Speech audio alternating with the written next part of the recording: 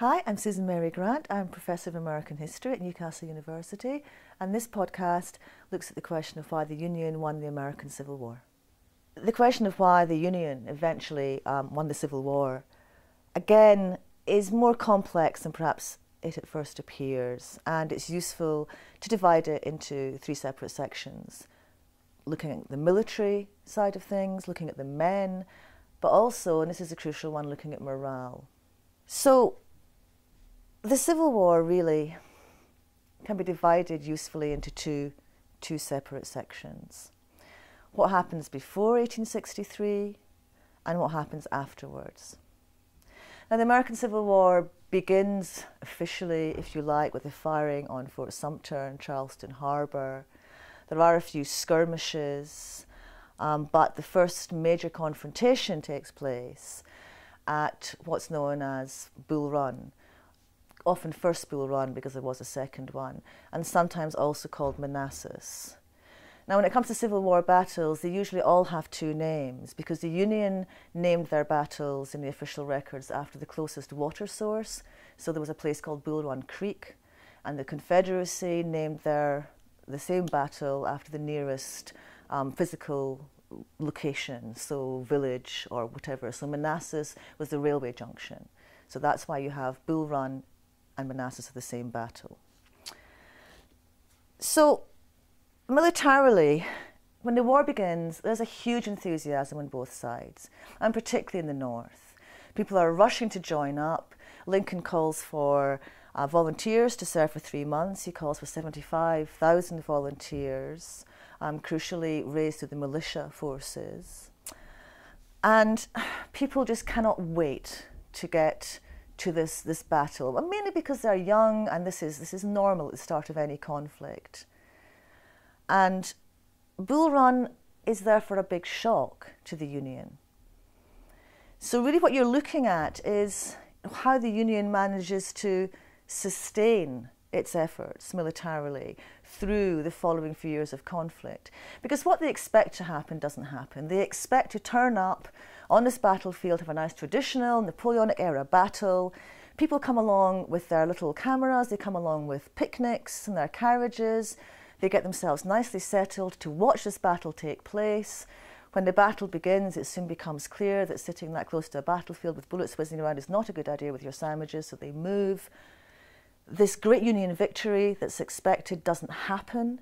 Confederate forces are reinforced with fresh troops halfway through the battle, and what it ends up in is a rout, a rush back to Washington on the part of the Union, which of course the newspaper editors, both American ones and foreign newspaper correspondents, reported on gleefully or worryingly because they had not expected this to happen.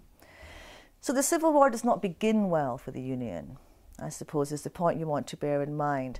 And the initial enthusiasm that meets Lincoln's call for volunteers, that doesn't really last that long either.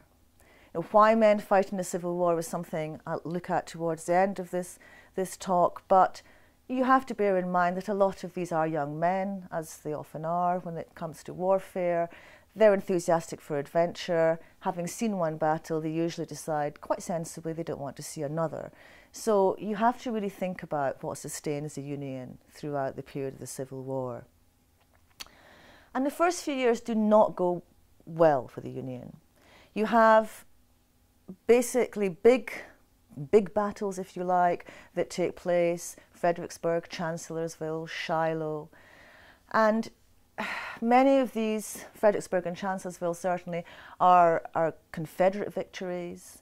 And again, this is not what's expected at all. The expectation is that the Union is going to easily defeat the South. It has more men and it has more materiel, materiel is the word that you use to describe the material of war. And so there's assumption that it will be very, very easy to defeat the Confederacy, but this doesn't happen. And the other thing in terms of the military side of the Civil War that you need to think about is the differences between the Eastern and the Western theatres. And this is something that has exercised historians a lot over the years. There is a natural tendency to focus on the eastern theatre of the war, to focus on Virginia, which is where many of the battles took place, and in what, if you look at a map, is actually a very small geographic area. They march not very far up and down in Virginia. Fredericksburg and Chancellorsville are not that far apart. You know, as I've just said, there was a second Bull Run, so they're fighting on exactly the same battlefield, but just later. The interest in the Virginia theatre as well partly stems from the fact that it's quite close to Washington. So it's very easy for journalists to go out and to get reports from Virginia, much harder for them to do that across the mountains, across the Alleghenies in the Western theatre. But historians increasingly believe that it's what happens in the Western theatre that is crucial to the outcome of the American Civil War. When the Confederacy fires on Fort Sumter, the initial idea, which is proposed by a very aged general by that point, General Winfield Scott, is called the Anaconda Plan. And as the name suggests, his idea was that the Union should try and strangle the South into submission. So it would go down the centre of the country and it would go around the coast and it would basically squeeze the South out of existence. Now this plan is deemed unworkable at the time, but in actual fact eventually that's what happens. And it happens that way because of what takes place in the West. In the Western theatre, you have some very early victories at a place called Forts Henry and Donelson. You'll have to look at a map to see why they're important. But these are victories won by a Union commander called Ulysses S. Grant, who will become very famous in the Civil War. And so very early on, the Union is beginning to start to hold the Mississippi, hold the rivers, hold the access to the South and the access to transportation that is absolutely crucial. Because you've got to think, how does material actually move around in this period, in the 19th century, in America during the Civil War? And you can either go, you know, through the land, which is very difficult because there's rivers and things in the way, or you can go down the coast. And initially the Union does try to do that, and it spends an awful lot of time on what's known as the James Peninsula in Virginia, under the leadership of a man called George B. McClellan, who was a very popular commander. He established from scratch this massive Union army, the Army of the Potomac. He was a fantastic administrator, but he was too hesitant to use his army. And so this is partly why initially things are not going very well for the Union. So you've got to really look at that, what's known as the Peninsula Campaign. Don't confuse it with Wellington's Peninsula Campaign. That's a different war and a bit earlier.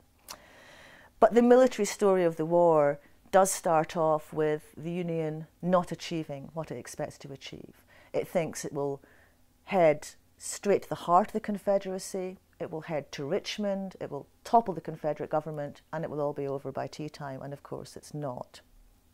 The other thing in terms of the military story of the Civil War is, as I said, this shift. There's often a question about, was the Civil War the first modern war? And I think that's something that is worth looking at, if only because it's useful to help you understand what's happening.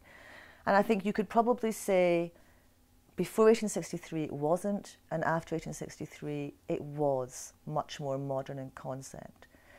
Before 1863 you do tend to have battles that are not exactly organised, but they resemble Napoleonic battles. So Fredericksburg, which is the only battle where he fought in a town, Chancellorsville, there are big armies facing each other across ground.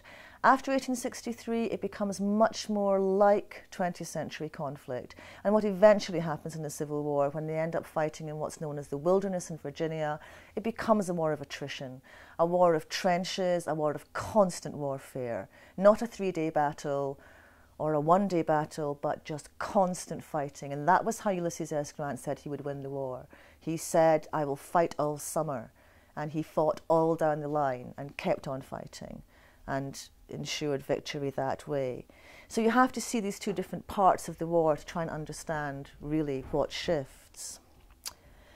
But also in terms of, militarily, you can't separate what happens on the battlefield from what's happening in the political arena and what's happening elsewhere in the American Civil War.